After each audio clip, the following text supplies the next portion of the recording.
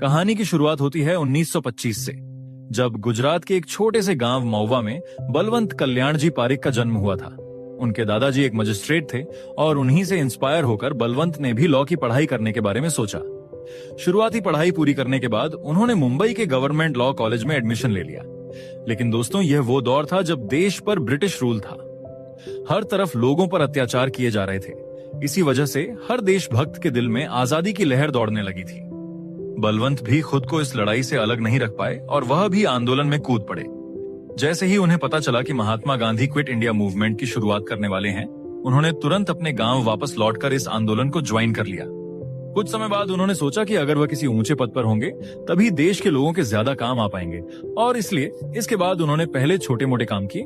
लेकिन इसी दौरान उनकी शादी भी हो चुकी थी और घर की जिम्मेदारियां बढ़ चुकी थी। परिवार चलाने के लिए उन्होंने एक लकड़ी के व्यापारी के ऑफिस में चपरासी की नौकरी करना शुरू कर दिया। उस समय उनकी हालत इतनी खराब थी कि उन्हें उसी लकड़ी के गोदाम में रहना पड़ता था। और गोदाम में रहते हुए बलवंत ने एक ऐसी चीज नोटिस की जो आगे चलकर उनके बिजनेस की नींव बनी। उन्होंने देखा कि वुड इंडस्ट्री में ग्लू की बहुत कमी थी। जो ग्लू उपलब्ध था वह बाहर से इंपोर्ट किया जाता था। उसकी न तो क्वालिटी अच्छी थी और न ही उसकी कीमत सस्ती थी।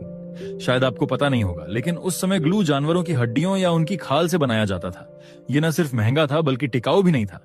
यहीं से बलवंत के दिमाग में एक नया आइडिया जन्म लेने लगा, जिसने आगे चलकर एक बड़े बिजनेस की दिशा तय की।